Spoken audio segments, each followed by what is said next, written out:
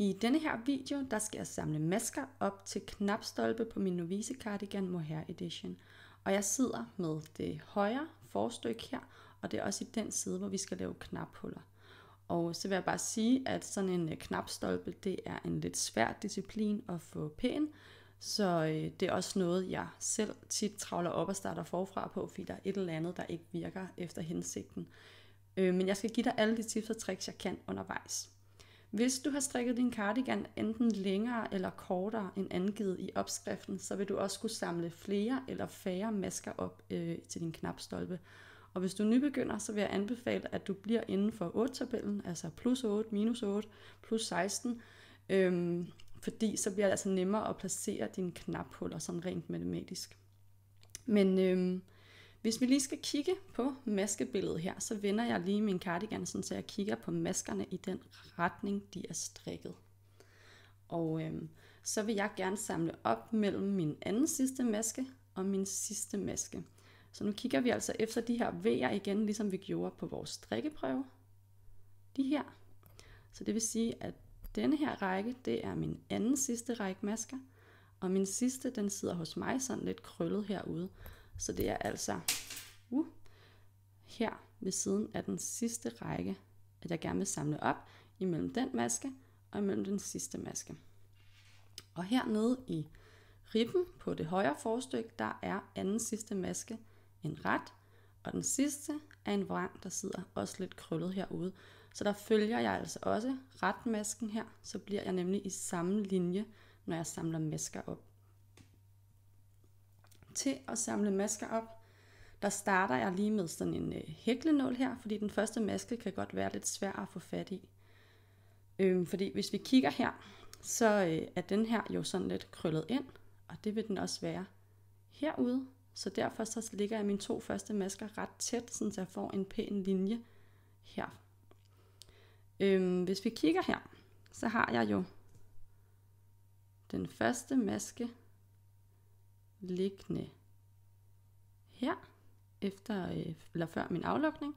Så i stedet for at samle op ud for den, så for at få en pæn linje, så går jeg simpelthen ud i min aflukningskant og går under en maske her. Sætter garnet til. Sådan der. Og trækker det igennem. Så sætter jeg det hen på min pind. Så hiver jeg lige til her. Sådan der. Og så går jeg i gang med at samle masker op. Og jeg har jo den første maske siddende her. Hernede i ribben, der kigger jeg hele tiden på rækken af retmasker for at se, hvor mange masker der er. Men jeg samler op her ud for den første retmaske her. Så har jeg nemlig de her to masker siddende ret tæt hernede i hjørnet, så hvis jeg lige hiver ud sådan, så kan jeg se, at der forhåbentlig kommer til at blive en pæn linje her. Og vi har jo en opsamlingsfrekvens, der hedder samle 2 op, spring 1 over. Så nu er jeg samlet op i den her, så springer jeg denne her over, og så samler jeg op her. Og igen ud for masken ved siden af. Og så springer jeg denne her over, så jeg samler op her. Og igen ved siden af. Så springer jeg den her over og går videre ved den næste.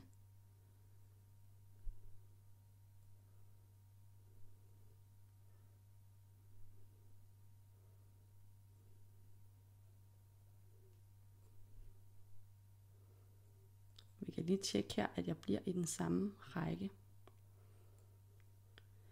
Jeg har lige samlet 2 op. Jeg springer 1 over og hopper hen i den her.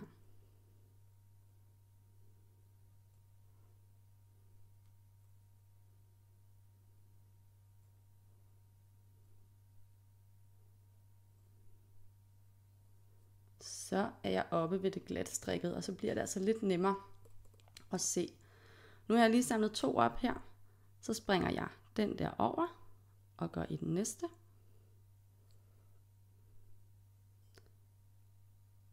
Og i den næste igen. Springer den der over og samler 2 op. springer en over og samler 2 op.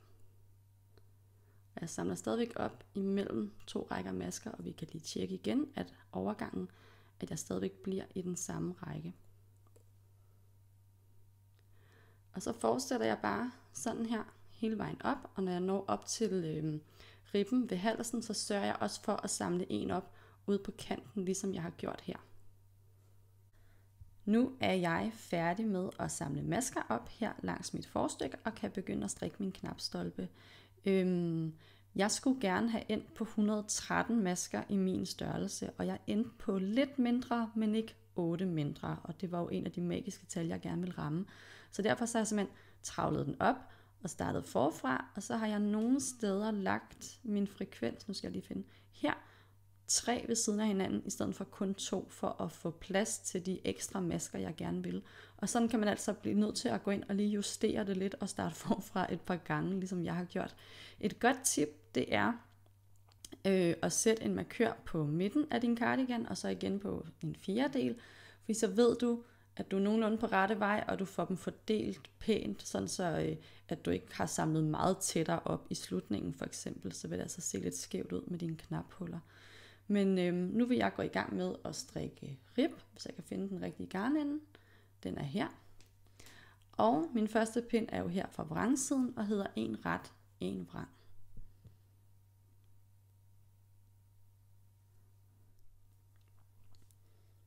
Nu er jeg næsten færdig med min første pind her på min knapstolpe, og fordi vi havde samlet et ulige antal masker op, så slutter vi altså på en ret, ligesom vi startede på en ret.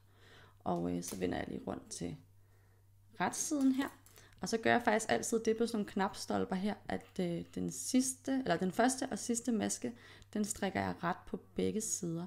Så den her, den bliver strikket ret, og så har jeg en ret ved siden af igen. Så i starten af min pind og i slutningen af min pind har jeg altså 2 ret ved siden af hinanden her på retsiden. Og så tænker jeg, at jeg lige skynder mig at strikke den her knapstolpe, og så kan vi lige lukke den af sammen, og så kommer der en anden video på knaphuller. Nu er jeg færdig med min knapstolpe og skal til at lukke masker af. Og det har jeg altså tænkt mig at gøre anderledes, end jeg gjorde hernede, da jeg færdiggjorde kroppen. Jeg vil simpelthen lukke dem her af helt almindeligt, fordi at jeg vil gerne have lidt hold i den her knapstolpe. Den behøver på ingen måde at være elastisk, så der bruger jeg en helt almindelig aflukning. Og jeg strikker mine masker i rib, ligesom jeg hele tiden har gjort. Og når jeg har strikket 2, så tager jeg den bagerste maske og løfter over den forreste. Sådan der, så har jeg lukket en af.